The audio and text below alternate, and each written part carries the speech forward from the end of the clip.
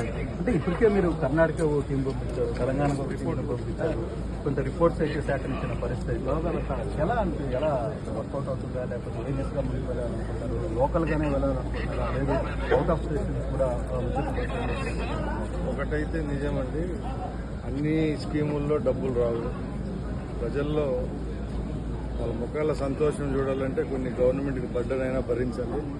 దానిలో ముఖ్యంగా free bus service ఉన్న పిల్లలకి కాబట్టి అన్ని దానిలలో లాభాలు ఎక్స్పెక్ట్ చేయడం చాలా తప్పకుండా ఫీజిబిలిటీ ఉన్నా లేకపోయినా మా ప్రభుత్వం ఏదైతే ముందు హామీ ఇచ్చిందో ఆ విధంగానే ఫ్రీ బస్ సౌకర్యం కల్పించేదానికి సిద్ధంగా ఉన్నాం. ఆ కమిటీ సిఫార్సులు కూడా మా దగ్గర ఉన్నాయి, ఇప్పుడే బయట పెట్టేదానికి కాదు కాబట్టి అతి త్వరలోనే మేము ముందరికి వస్తాం. తమిళనాడు, కర్ణాటక అలాగే తెలంగాణ కంటే మెరుగుగా ఈ రాష్ట్రంలో ఇంప్లిమెంటేషన్ జరుగుతుంది. అంటే ఇప్పటికే రాష్ట్రాల్లో చుట్టుపక్కల ఉన్న టోళ్ళన్నీ కూడా క్లోజ్ చేస్తారు, దానివల్ల ప్రభుత్వానికి వచ్చే ఆదాయం కూడా తగ్గిపోయే పరిస్థితి. ముఖ్యంగా ఈ టోల్ మూసివేత అనేది ఈ ప్రభుత్వం తీసుకున్న నిర్ణయం కాదు, గత ప్రభుత్వమే తీసుకునేది. మేము అధికారులను కూడా చర్చించడం జరిగింది, దీనివల్ల నష్టాలు ఏమీ లాభాలని. ఆ రోజు సెంట్రల్ గవర్నమెంట్ యొక్క ఫోర్స్తోనే అవి టోల్ ప్లాజాలన్నీ మూసేసినారు. ఇప్పుడు మేము దాని మీద కూడా అధ్యయనం చేస్తున్నాం.